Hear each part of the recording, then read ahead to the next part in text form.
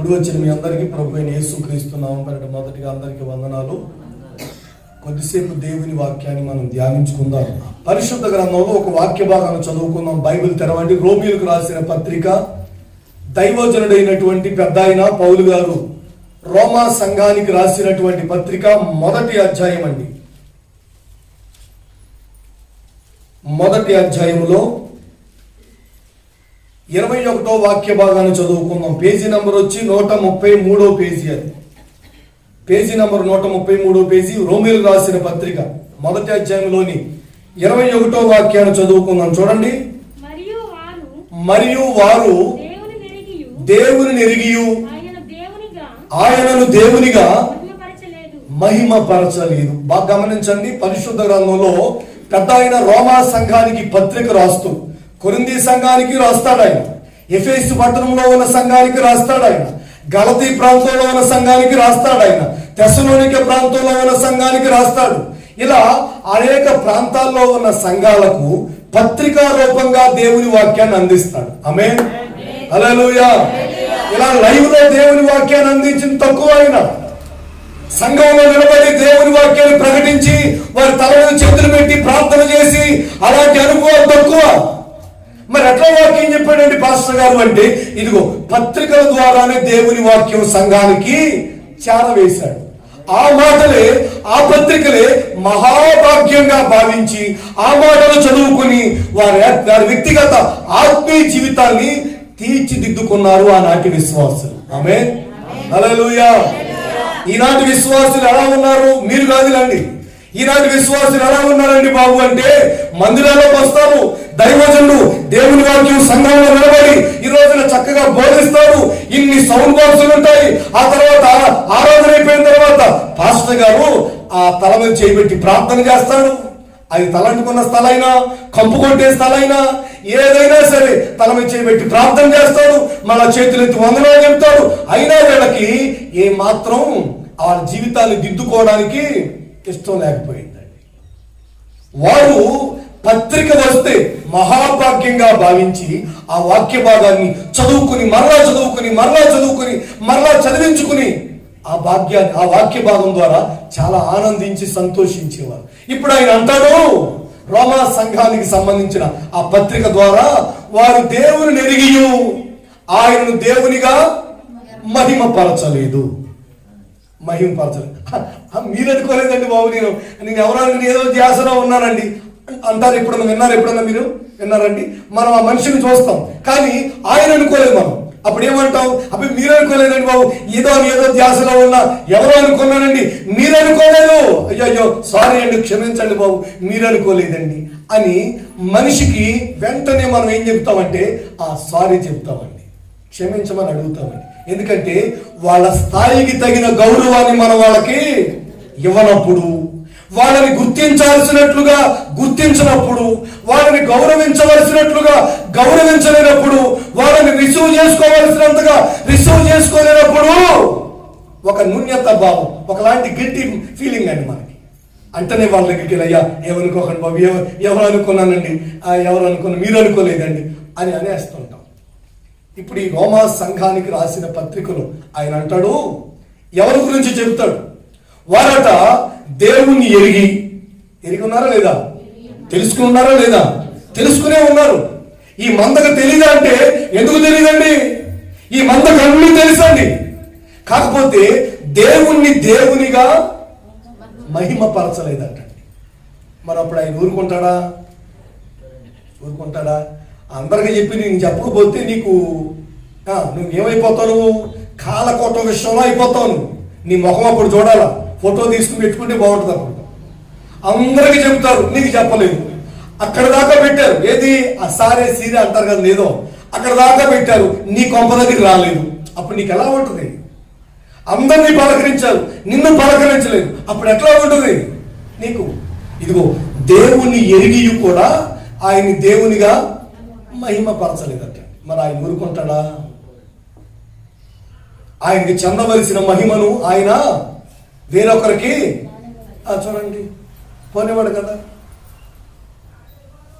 ప్రియ దేవుని ప్రజలారా, ఎందుకో ఈ మాటలు బాగా గమనిస్తే నీ వ్యక్తిగత జీవితంలో దేవుని ఎరిగిన నీవు ఆయనకి దేవుడని, దేవుడిని యెహోవా అని, సర్వాధికారి అని, సజీవుడని, రోషము గలవాడని, దహించు అగ్ని అని ఉన్నాడని ఎరిగి ఉండి కూడా ఆయన్ని దేవునిగా మహిమపరచలేకపోతే నీ వ్యక్తిగత జీవితంలో లేనిపోని అనవసరమైన ఉగ్రతను అనుభవించాల్సి వస్తుంది. అది ఎట్లా వస్తుందండి? దేవుడే వచ్చి ఒక కర్ర పట్టుకుని నిన్ను కొడతాడనుకోకు. ఆయన కొట్టాలి అంటే ఎట్లయినా సరే నిన్ను కొడతాడు. ఏముందండి? ఏ కోణంలోనైనా, ఎలాగైనా, ఎవరి ద్వారానైనా, ఏ కోణంలోనైనా ఆ దెబ్బ నీకు తగిలేటట్లుగా చేస్తాడు. ఆయన తగిలేటట్లుగా చేస్తాడు.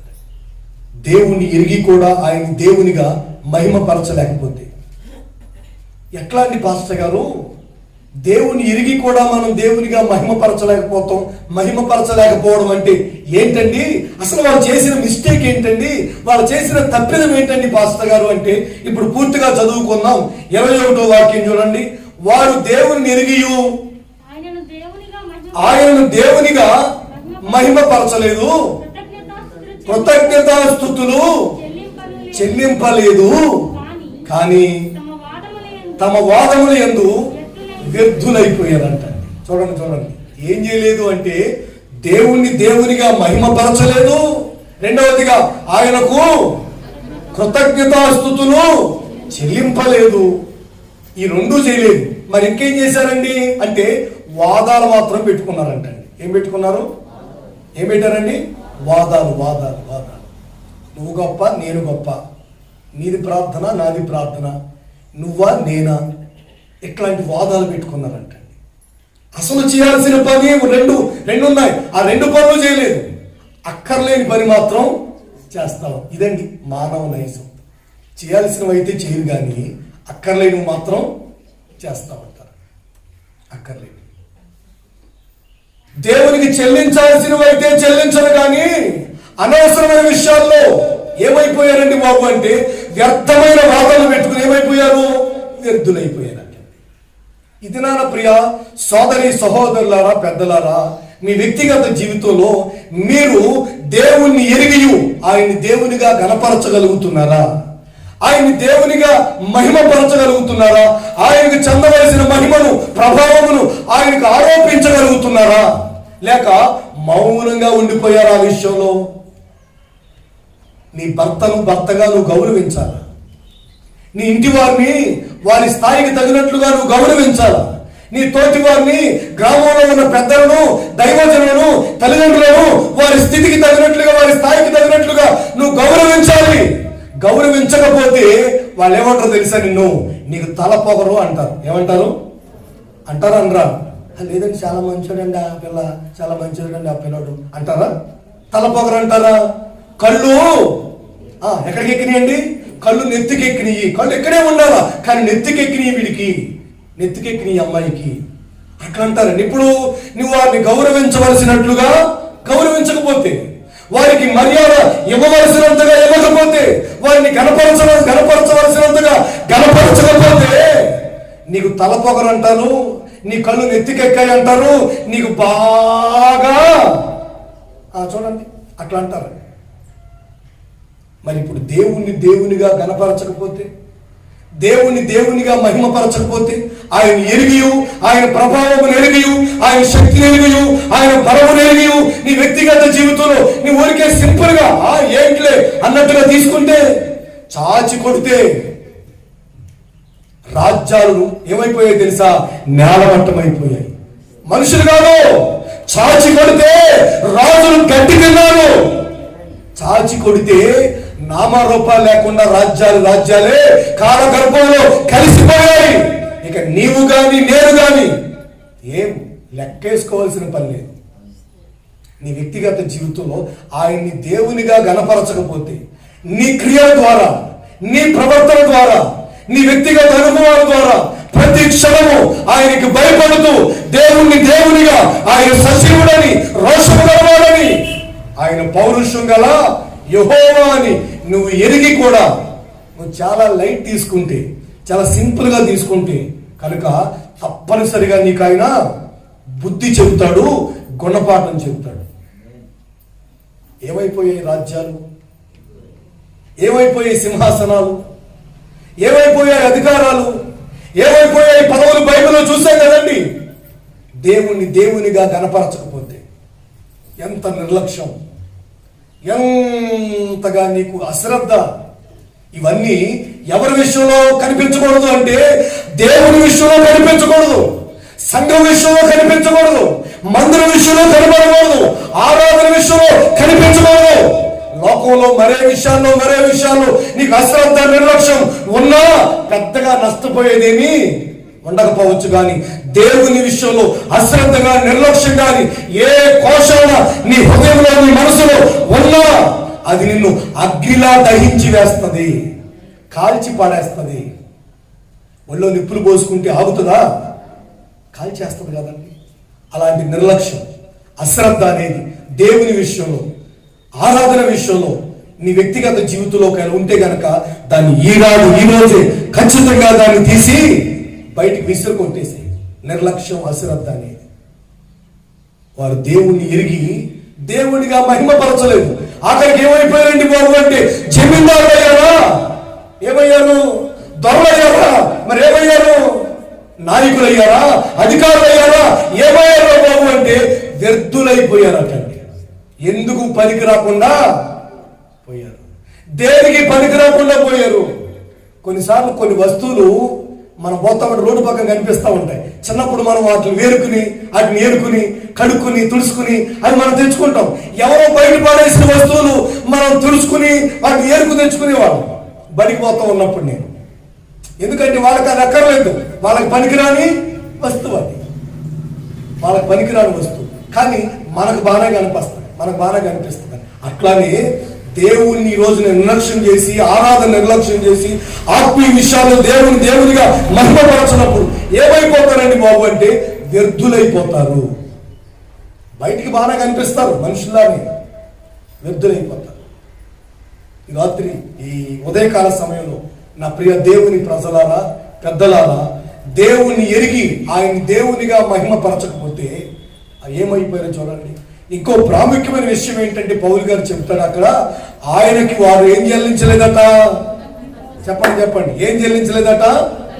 కృతజ్ఞతాస్తుతులు చెల్లించలేదట. ఇదో పెద్ద విషయమా ఏంటండి? ఇదో పెద్ద విషయమా? ప్రభువా నీకు స్తోత్రం, తండ్రి స్తోత్రం, యేసయ్యా నీకు స్తోత్రాలు ప్రభువా అని చెప్పడం పెద్ద విషయమా అండి? పెద్ద విషయమా? ఇది చాలా పెద్ద విషయం. మీరు చాలా సింపుల్ అనుకుంటున్నారు. ఏంటి పొద్దున్నే మైకి పెట్టి గోళ, స్తోత్రం ఏంటి గోళ అనుకుంటున్నారు కొంతమంది అభాగ్యులండి. ఎందుకు వచ్చింది కాదంటే ఏంటి మాస్టర్ గారు ఆ చక్కగా చేయించేవాడు, వాళ్ళు చేసేవారు, తల్లు పక్కన పిల్ల పక్కన కూర్చొని స్తోత్రం అని చెప్పేవారు. ఆడమాని పిచ్చుకోగలు పెట్టాడు, మళ్ళీ ఆడమాని పిచ్చుకోగలు పెట్టాడు. యాది అనుకుంటున్నారు కొంతమంది అభాగ్యులండి. అర్థం కాకండి. ఎందుకండి అంటే ఇగో పెద్ద ఆయన చెబుతాడు, ఓ సంఘానికి పత్రిక రాస్తూ ఎక్కడో చివరిలో కాదు, ఎక్కడో మధ్యలో కాదు, ప్రారంభంలోనే అంటాడు, వారు దేవునికి కృతజ్ఞతాస్తుతులు చెల్లించలేదు. ఇదో పెద్ద విషయం అంటే అవును, ఇది పెద్ద విషయమే. ఇది పెద్ద విషయం కనుకనే పత్రికలో దీన్ని ప్రత్యేకంగా మరలా రాసుకొస్తున్నాడు ఈయన. పాటలు పాడలేదు, అదో పెద్ద విషయం. డ్రమ్ము కొట్టలేదు, అదో పెద్ద విషయం. కానుకలు ఇవ్వలేదు, అదో పెద్ద విషయం. దశంభాగాలు ఇవ్వలేదు, అదో పెద్ద విషయం. అవునండి, పెద్ద విషయం ఏదండి బాబు అంటే దేవునిగా మహిమపరచకపోవడము, అంతకంటే ప్రాముఖ్యంగా ఆయనకి కృతజ్ఞతాస్తుతులు చెల్లించకపోవడం చాలా పెద్ద విషయం. చాలా పెద్ద నేరం ఇది, చాలా పెద్ద నేరం అండి.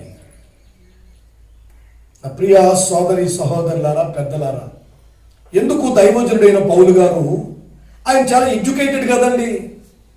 ఊరికే ఏ చదువు సంజయ్ లేనుడు అనుకునేరు. ఆయన గమనియలు పాదాల యొద్ద విద్యను అభ్యసించిన వాడు, చాలా హైలీ ఎడ్యుకేటెడ్ పర్సన్ అండి ఇతను. మరి అలాంటప్పుడు స్తోత్రం ఇలాంటి విషయాలు ఎందుకు చెబుతున్నాడు? చెప్తాడు. కారణం ఏంటంటే దేవునికి చెల్లించాల్సిన మహిమను ఆయనకి చెల్లిస్తేనే, కృతజ్ఞతాస్తుతులు ఆయనకు చెల్లిస్తేనే అది సకల విధములైన ఆశీర్వాదాలకి కారణమవుతుంది అనే విషయం పౌలు గారు గుర్తిరిగి ఉన్నాడు కనుక దేవునికి ఏం చెల్లించమంటాడు? వాళ్ళు ఏం చెల్లించలేదు అంటాడు. కృతజ్ఞతాస్తుతులు వారు చెల్లించలేదటండి.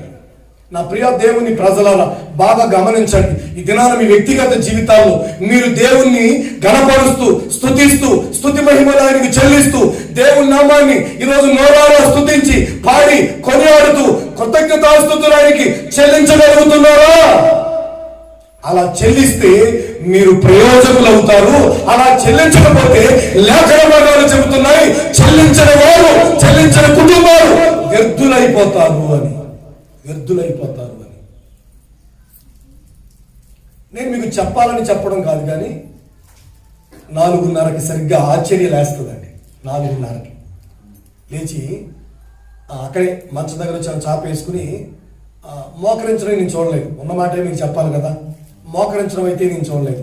అలానే కూర్చుని కొద్దిసేపు స్తోత్రం స్తోత్రం స్తోత్రం స్తోత్రం అని పరిచర్య కొరకు, మా కొరకు, మనందరి కొరకు, ఈ సంఘం అని, ఆ సంఘం అని, ఆ సంఘం అని, అమ్మ కొరకు, డాడీ కొరకు, అన్నయ్య కొరకు, ఇలా అందరి కొరకు స్తోత్రాలు చెప్పి కాసేపు 5 వరకు ఏంటండి 5 వరకు స్తోత్రాలు చెప్పి ఆ తర్వాత నేను ఎక్కడికైనా వెళ్తాను కదా, బయటకు వెళ్ళిపోతాను కదా, పొద్దుట్లు వేస్తే ప్రార్థనకు పరిచర్యకి వెళ్ళిపోతాను కదా. అందుకని ఏం చేస్తానంటే ప్రతిరోజు నా ఫోన్ తీసుకొచ్చి ఛార్జింగ్ పెట్టేసి వాళ్ళ మమ్మీని లేపేసి మళ్ళీ పడుకుంటుందండి. అక్కడి నుంచి ఆమె మరలా స్తోత్రాలు చెప్తా. అని మీకు ఎందుకు చెప్తున్నానంటే సాక్ష్యంగా, నా బిడ్డ అక్కడ లేదు కనుక చెప్తున్నాను మీకు. ప్రతిరోజు ఇదే పని అండి, ప్రతిరోజు ఇదే పని. కాలేజీకి వెళ్ళేటప్పుడైనా, ఇంటికాడ కూర్చున్నప్పుడైనా, ఖాళీగా ఉన్నప్పుడైనా, స్కూల్ లేనప్పుడైనా ఇదే పని ఆ అమ్మాయికి. ప్రియ దేవుని ప్రజలారా, మన వ్యక్తిగత జీవితాల్లో దేవునికి మనం ఏం చెల్లించాలి అంటే కృతజ్ఞతాస్తుతులు చెల్లించాలా. కొలస్సీలు రాసిన పత్రిక ఒకసారి తెరవండి. 2వ అధ్యాయం 6వ వచనం తీస్తారా? చదవండి. కావున మీరు ప్రభువైన క్రీస్తు యేసును అంగీకరించిన విధముగా ఆయన యందు వేరు పారిన వారై ఇంటి వలె కట్టబడుచు మీరు నేర్చుకున్న ప్రకారము విశ్వాసమందు స్థిరపరచబడుచు కృతజ్ఞతాస్తుతులు చెల్లించుటయందు విస్తరించాలా. దేవునికి స్తోత్రం. ఇదిగో మరో సంఘానికి చెబుతాడు. ఏమని చెబుతాడు అంటే, ఇదిగో మీరు నేర్చుకున్న ప్రకారంగా విశ్వాసమందు స్థిరపరచబడుతూ కృతజ్ఞతాస్తుతులు చెల్లించే విషయంలో ఏమవ్వాలి? పౌలు గారు అంటాడు, ఇప్పుడు కొలస్సీ సంఘానికి రాస్తూ అంటారు, మీరు ఏ విషయంలో విస్తరించాలి? కృతజ్ఞతాస్తుతులు చెల్లించే విషయంలో. అంటే విస్తరించడం అంటే స్తోత్రం స్తోత్రం అనకుండా స్తోత్ర అట్లా అండి. మరి అట్లా విస్తరించడం అంటే ఇంకా ఇంకా ఇంకా ఇంకా ఇంకా ఇంకా ఇంకా ఇంకా దేవుణ్ణి చెప్పండి స్తుతించుచు గణపరచడం. దేవునికి స్తోత్రం. సంఘానికి ఇప్పుడు పౌలు గారు ఏం చెబుతాడండి బాబు అంటే, విశ్వాసముందు స్థిరపరచబడాలి మీరు. రెండవది ఇంకేం చెబుతాడంటే, దేవునికి కృతజ్ఞతాస్తుతులు చెల్లించే విషయంలో మీరు ఏమవ్వాలి? ఇంకా విస్తరించిపోవాలి. అంటే ఇంకా ఎక్కువ స్తుతించాలి, ఇంకా ఎక్కువ ధ్యానించాలి, ఇంకా ఎక్కువ గణపరచాలి. 10 నిమిషాల, పావు గంట, అరగంట, గంట, ఇంకా ఇంకా ఇంకా మీరు ఈ విషయంలో బహుగా విస్తరించాలి అంటాడు. నా ప్రియ దేవుని ప్రజలారా, మన వ్యక్తిగత జీవితాల్లో గమనిస్తే సంఘం ఇదిగో ఈ విషయంలో దేవుని స్తుతించి గణపరిచి మహిమపరచుచు కృతజ్ఞతాస్తుతులు ఆయన చెల్లించే విషయంలో ఎదగాలి. విస్తరించాలి అంటే ఎదగాలి. ఇంకా కృతజ్ఞతాస్తుతులు చెల్లించే విషయంలో ఎదగాలి. ప్రభు స్తోత్రం తండ్రి, స్తోత్రం స్తోత్రం ప్రభు, బయలుదేరుతున్నాం ప్రభు. మా తండ్రి ఆటోకు మీ సంగతి తోడుగా ఉంచండి ప్రభు. అయ్యా మరి వచ్చే ప్రయాణం కూడా తోడుగా ఉంది ప్రభు అని స్తోత్రం. ఆ ప్రార్థనలో అక్కడక్కడ ఇది ఈ మంట వేసుకున్న పేలాలు కాలుతుంటాయి, ఆ ఒడ్డి గింజలు ఉంటాయి, ధాన్యం గింజలు ఉంటాయి. ఆ మాదిరిగా ఆ ప్రార్థనలో అక్కడక్కడ ప్రభు అని స్తోత్రం తండ్రి, స్తోత్రం స్తుతులయ్యా అని ఏదో అలా కోరగా 4 మాటలు స్తోత్రాలు చెప్పేసి మిగతాదంతా ప్రార్థన చేసేస్తే అయిపోతుంది అనుకుంటున్నాను. కాదు, ప్రత్యేకముగా నీవు దేవునికి కృతజ్ఞతాస్తుతులు చెల్లించగలగాలి. ఆమేన్, హల్లెలూయా. మరో వాక్య భాగం చూడండి, దినవృత్తాంతాల 2వ గ్రంథం 31వ అధ్యాయం అండి అది.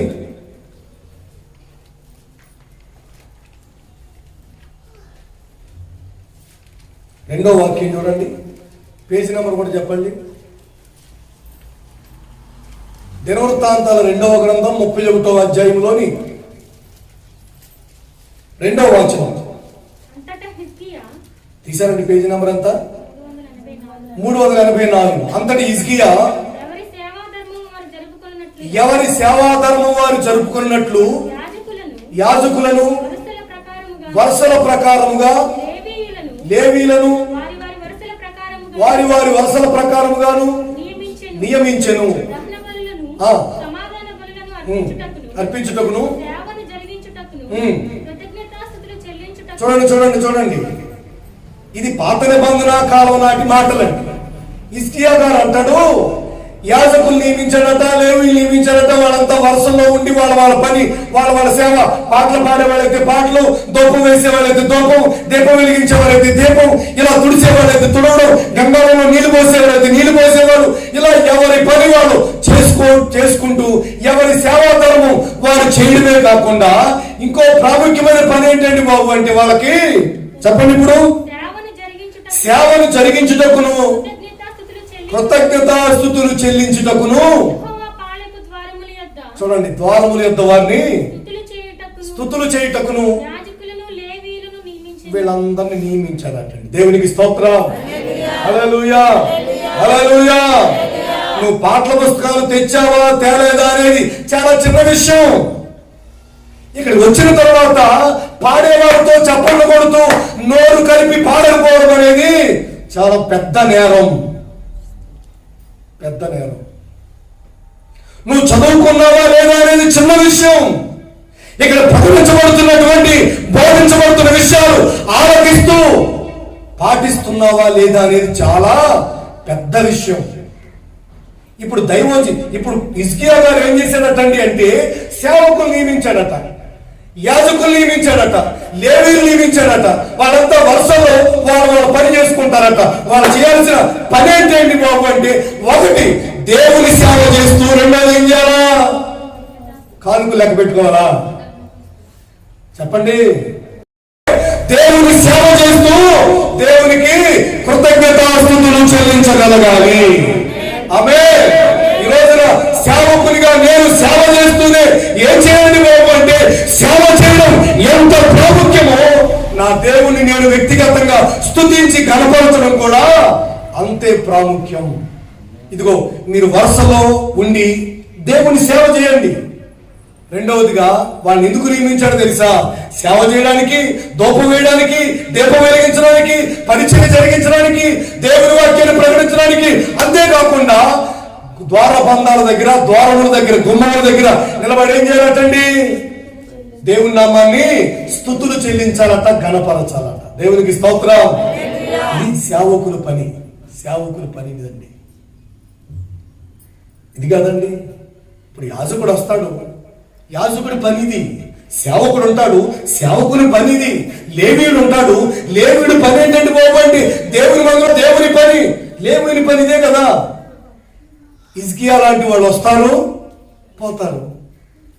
నాయకులు, అధికారులు, రాజులు వీళ్ళందరూ వస్తారు, పోతారు. కానీ సేవకుడు దేవుని పాదాల చెంత పాద సేవ చేయాలి. ఆమేన్. హల్లెలూయా. దేవుని పాద సేవ చేయాలి. నాయకులు, అధికారులు పాద సేవ చేసి ఆ పనికి మాలి పని సేవకులకి ఎందుకు?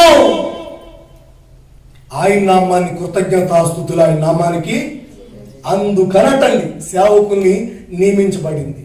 అంటే ఈ రోజున మీరు బాగా గుర్తెరగాల్సిన విషయం ఏంటంటే, ఏదైతే చాలా సింపుల్ విషయం అనుకుంటున్నారో, ఏదైతే లైట్ తీసుకుంటున్నారో, ఏదైతే చాలా చిన్న విషయం అనుకుంటున్నారో, మీరు బాగా గుర్తెరగాలి, మీకు కనువిప్పు కలగాలి. మీరు చిన్న విషయం అనుకునేదే చాలా పెద్ద విషయము, చాలా పెద్ద విషయం. ఏదైతే చిన్నది అనుకుని మీరు మానుకుంటున్నారు, ఏదైతే చాలా చిన్న విషయం అనుకుని మీరు తప్పించుకుంటున్నారు, ఏదైతే చిన్న విషయం అని మీరు ఏం కాదులే అనుకుంటున్నారో, అదే చాలా పెద్ద విషయం అని గుర్తెరగండి. అదే పెద్ద విషయం అని గుర్తెరగండి. దేవుని నామానికి కృతజ్ఞతాస్తుతులు చెల్లించడం అనేది ఆషామాషి విషయమేమి కాదు. చిన్న విషయమేమి కాదు. ఆ రోజున చిన్న విషయం అయితే మరి చెరసాల పునాదులు ఎందుకు బద్దలవుతాయి? ఇది చిన్న విషయం అయితే ఆ రోజున యెహోషాపాతు రాజుగారికి జయము కలుగుతుంది. చిన్న విషయం అయితే, చిన్న విషయం కాదు, చాలా పెద్ద విషయం.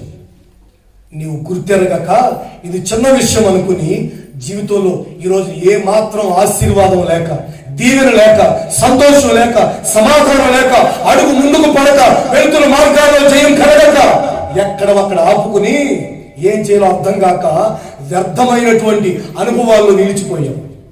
ఈ దినమైన దేవుణ్ణి స్తుతించడం అనేది, దేవుణ్ణి గణపరచడం అనేది, దేవుణ్ణి మహిమపరచడం అనేది, ఆయనకు, ఆయన నామానికి కృతజ్ఞతాస్తుతులు చెల్లించడం అనేది చాలా పెద్ద విషయమని, చాలా ప్రాముఖ్యమైన విషయమని, విశ్వాసులకు, సేవకులకు ఇది చాలా విలువైన విషయమని గుర్తిరిగితే ఖచ్చితంగా నిండైన దీవెనని నట్టింట్లో కుమ్మరించబడుతుంది.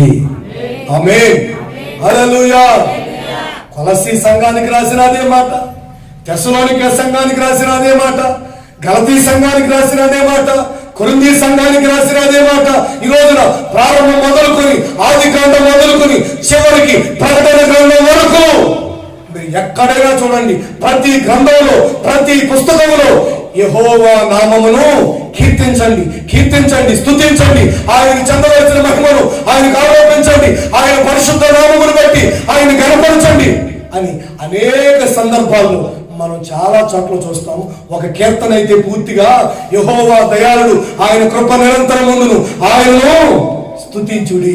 ఆకాశ మండలమా ఆయన స్తుతించండి, నక్షత్రములారా ఆయన స్తుతించండి, భూమి ఆయన స్తుతించండి, సముద్రములారా, పర్వతములారా, సకల మనుషులారా, సకల ప్రాణులారా యెహోవాను. చాలా ప్రాముఖ్యమైన విషయం ఇది. చాలా సింపుల్ అనుకుంటున్నారు, సరదా అనుకుంటున్నారు, ఆ పని పాట లేక పొద్దున్నే కూర్చొని అరుస్తున్నారు అనుకుంటున్నారు మీరు. దేవుణ్ణి స్తుతించడం చాలా ప్రాముఖ్యమైన విషయం. ఆయన స్తుతిస్తే, ఆయన గణపరిస్తే, ఆయన మహిమపరిస్తే, ఆయనకు చెందవలసిన మహిమను ఆయనకు ఆరోపిస్తే, ఈ రోజున దేవుని పాదాల చెంత వేకుజామునైనా రాత్రైనా ఆయన సందులో మోకరించి ఆకాశం వైపు చేతులెత్తి నీవు కృతజ్ఞతాస్తుతులు ఆయనకు చెల్లిస్తే ఎంతటి ఆశీర్వాదమో తెలుసా, ఎంతటి దీవెనో తెలుసా?